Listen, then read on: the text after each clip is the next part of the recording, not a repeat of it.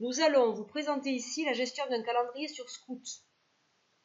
Sur l'encart de gauche, nous trouvons les différents calendriers, personnels ou partagés, ainsi que la zone pour les tags, les invitations et les sondages.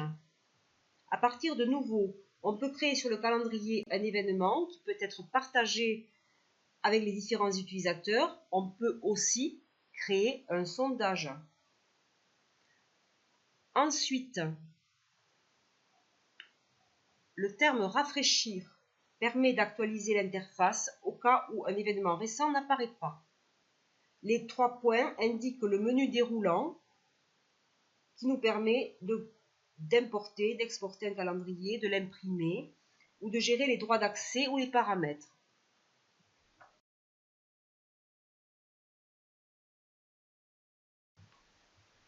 Si l'on clique sur importer, on a une pop-up qui s'ouvre. Vous avez la possibilité d'importer un calendrier ou des événements au format VCal ou CAL, qui sont des formats de calendrier.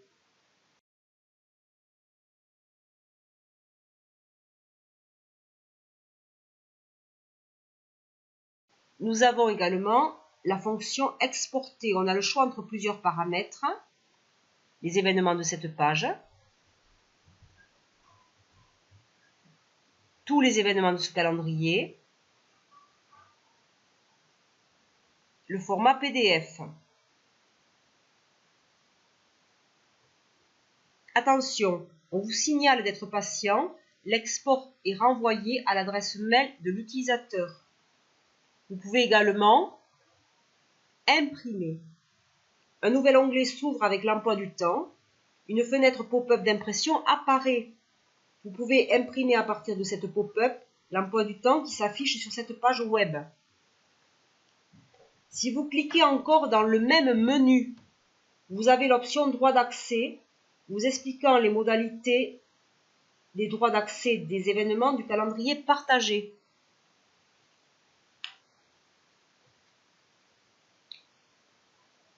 Si l'on clique sur ajouter, on a la liste des membres pour lesquels on peut attribuer les droits d'accès.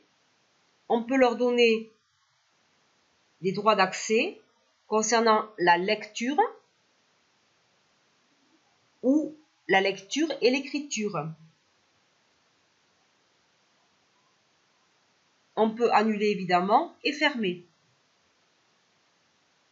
Enfin, dans les paramètres, on trouve les options de personnalisation du calendrier.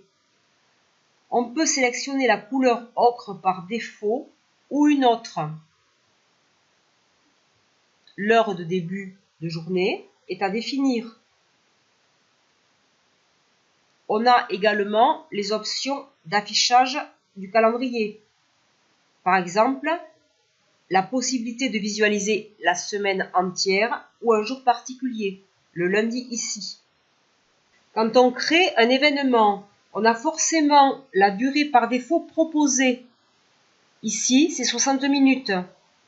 La résolution du calendrier permet à l'intérieur de cette durée d'affiner des plages plus restreintes.